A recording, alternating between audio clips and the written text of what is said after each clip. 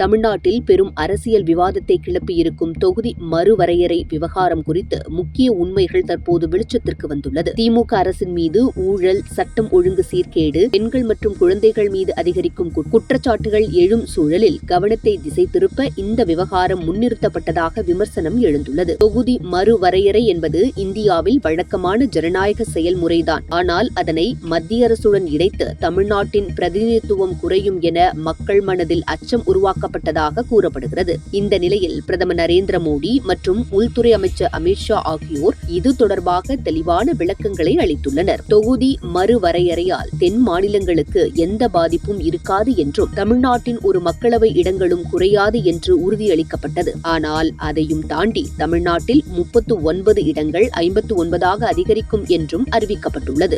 அதாவது தமிழகத்தில் இழப்பு இல்லை என்றும் இது நேரடி லாபம் என்றே மத்திய அரசு விளக்கம் அளிக்கிறது. ஒவ்வொரு மாநிலத்திற்கும் சுமார் 50% அளவில் இடங்கள் அதிகரிக்கும் முறை பின்பற்றப்படுகிறது. ஆனால் மக்கள் தொகை அடிப்படையில் மட்டும் கணக்கிட்டால் மக்கள் தொகையை கட்டுப்படுத்திய தமிழ்நாட்டுக்கு இன்னும் குறைவான இடங்கள்தான் கிடைக்கும். அதனால்தான் இப்போதைய முறை தமிழ்நாட்டுக்கு அதிக நன்மை தருகிறது. இதனால் இதுவரை உருவாக்கப்பட்ட அச்சம் அரசியல் நோக்கத்துடன் பரப்பப்பட்டதாக குற்றச்சாட்டு எழுகிறது. இதற்கிடையே தமிழ்நாட்டில் சட்டம் ஒழுங்கு பிரச்சினை, விலை உயர்வு, ஊழல், நிறைவேறாத வாக்குறுதிகள், போதைப்பொருள் மற்றும் சட்டவிரோத அகழ்வு போன்ற பல முக்கிய பிரச்சனைகள் நிலவுகின்றன.